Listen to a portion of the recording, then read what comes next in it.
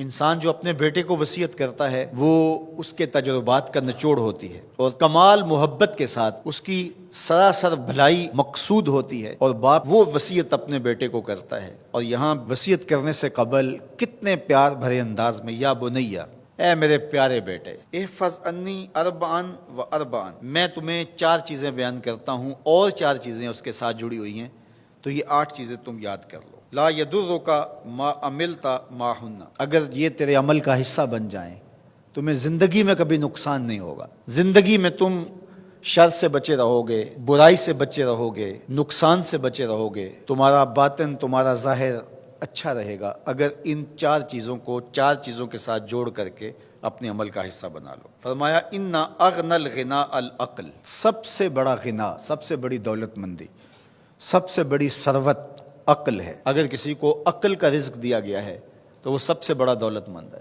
اگر اس کے پاس مال و متاع بہت سارے ہیں لیکن بے وقوف ہے تو وہ دولت مندی نہیں ہے۔ وَأَكْبَرُ الْفَقْرِ الْحُمْقُ، اور سب سے بڑا فقر اور سب سے بڑی محتاجی جہالت ہے۔ سب سے بڑی دولت مندی عقل ہے، اور سب سے بڑی غربت، سب سے بڑی غریبی اور سب سے بڑا فقر اور محتاجی بے وقوفی ہے۔ وَأَوْحَشَ الْوَحْشَةُ الْعُجْبُ، اور سب سے بڑی وحشت تنہائی عجب ہے، خود پسندی ہے، اپنے آپ کو دیکھنا کہ میں بہت کچھ ہوں۔ جو شخص اپنے آپ کو دیکھتا رہتا ہے اور وقت اپنے آپ کو ہی لوگوں کے سامنے پیش کرتا رہتا ہے بنا سنوار کے، وہ تنہا ہو جاتا ہے۔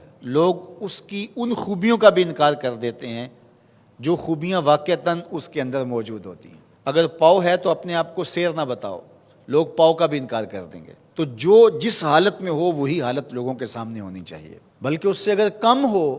شیخ سعدی نے ایک بڑی خوبصورت بات لکھی کہ تم برے ہو لوگ تجھے نیک سمجھیں یہ بری بات ہے، لیکن تم نیک ہو اور لوگ تجھے برا سمجھیں تو کوئی فرق نہیں پڑتا، تم اللہ کی نظر میں نیک ہو۔ اس لیے تم اگر سیر ہو اور لوگ تمہیں پاؤ سمجھے تو کوئی فرق نہیں پڑتا، لیکن اگر تم اپنے آپ کو پیش کر رہے ہو تو لوگ تمہاری اس حیثیت کا بھی انکار کر دیں گے جو تمہیں حاصل ہے۔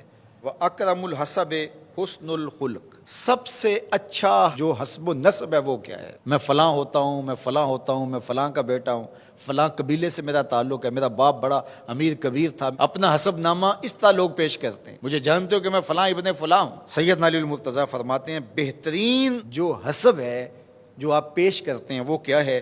حسن الخلق، تمہارے اخلاق کیسے ہیں، تمہارا خلق گواہی دے گا کہ تم اچھے خاندان کے چشم و چراغ۔ مشکانست کے خود ببوئت نہ کہ عطار بگوئت۔ فارسی کا ایک مقولہ ہے کہ خوشبو وہ ہوتی ہے جو خود بتائے کہ میں خوشبو ہوں۔ خوشبو بیچنے والا بتاتا پھر ذرا سونگ کے دیکھیے یہ بڑی اچھی خوشبو ہے، ذرا سونگیے، کہا یہ بتانے کی ضرورت نہیں۔ حضرت علی المرتضیٰ فرماتے ہیں تمہارے خلق کی خوشبو سے لوگ سمجھ جائیں گے یہ کون ہے، تمہارے اخلاق اتنے اچھے ہوں کہ لوگ پہچان جائے تم کون ہے۔ تو بہترین حسب و نسب کیا ہے؟ اپنے بیٹے حضرت امام حسن رضی اللہ تعالیٰ عنہ کو بتا رہے ہیں، مجھے بتائیے امام حسن سے بہتر نسب اور حسب کس کا ہو سکتا ہے؟ رسول اللہ کی بیٹی کے بیٹے، امام الاولیاء کے فرزند ہیں، رسول اللہ کے نواسے ہیں، بنو ہاشم کے چشم و چراغ ہیں۔ تو انہیں یہ نہیں کہا کہ تم یہ بتاتے پھرنا، بلکہ کہا کہ تمہارا خلق گواہی دے کہ میں محمد کا نواسا ہوں، تمہارے اخلاق گواہی دیں کہ میں نے فاطمہ کا دودھ پیا ہے، تمہارا کردار گواہی دے، تمہاری شجاعت گواہی دے کہ تم علی کے فرزند ارجمند ہو۔ اللہ اکبر۔ پھر حضرت علی المرتضیٰ رضی اللہ تعالیٰ عنہ ان چیزوں کو بیان کرنے کے بعد فرماتے ہیں یا بنیا، اے میرے بیٹے، ایاک والمصادقہ الاحمق، بے وقوف شخص کی دوستی سے ہمیشہ بچنا۔ فإنہ یرید ان ینفعک فیضرک، وہ دل سے چاہے کہ تمہیں نفع پہنچائے لیکن اپنی جہالت کی وجہ سے، اپنی بے وقوفی کی وجہ سے تمہیں نفع نہیں پہنچا سکے گا، تمہیں نقصان پہنچا دے گا۔ کہا جاتا ہے کہ بے وقوف دوست سے دانا دشمن اچھا ہے، تو وہ اسی قول کا مفہوم ہے۔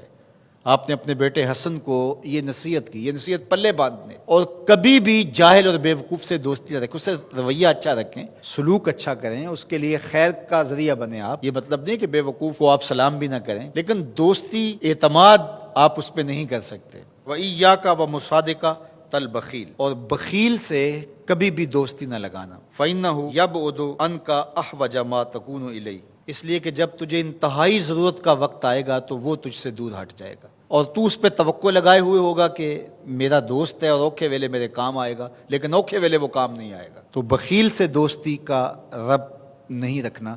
وَإِيَّاكَ وَمُصَادَقَةَ الْفَاجِرِ، بدکار شخص سے کبھی دوستی نہ رکھ، برے شخص سے کبھی دوستی کا رشتہ نہ جوڑنا۔ فَإِنَّهُ يَبِيعُكَ بِالطَّافَةِ، جو فاسق و فاجر ہے، برا شخص ہے، بدکار ہے، اس سے دوستی نہ رکھنا، اس لیے کہ وہ بہت تھوڑی قیمت میں تجھے بیچ دے گا۔ اور آخری بات، وَإِيَّاكَ وَمُصَادَقَةَ الْكَذَّابِ، جھوٹے آدمیوں سے کبھی دوست نہیں رکھنا۔ فَإِنَّهُ كَالسَّرَابِ يُقَرِّبُ عَلَيْكَ الْبَعِيدَ وَيُبْعِدُ عَلَيْكَ الْقَرِيبَ، وہ بعید کو تجھے قریب دکھائے گا، قریب کو تجھے بعید دکھائے گا۔ جو چیز قریب ہوتی ہے، جو سراب ہوتا ہے تو دور سے پانی دکھائی دیتا ہے، لیکن جب قریب جا کے دیکھتے ہیں تو سراب ہوتا ہے، پانی نہیں ہوتا۔ تو کہا وہ بھی سراب کی طرح ہوتا ہے، کذاب، جھوٹ بولنے والا، جو تجھے وہ نقشہ کھینچے گا جو ہوگا نہیں، تجھے وہ چیزیں بتائے گا جو نفس العمل میں نہیں ہوں گی، اور تو ایک مغالطے میں مارا جائے گا۔ یہ ہے حضرت سیدنا علی المرتضیٰ رضی اللہ تعالی عنہ کے وہ اقوال نور، جن کی گہرائی، گیرائی اور حکمت سے بھرے ہوئے یہ کلمات سے پھوٹتے ہوئے اجالے ہماری زندگی کو ایک اسلوب دیتے ہیں۔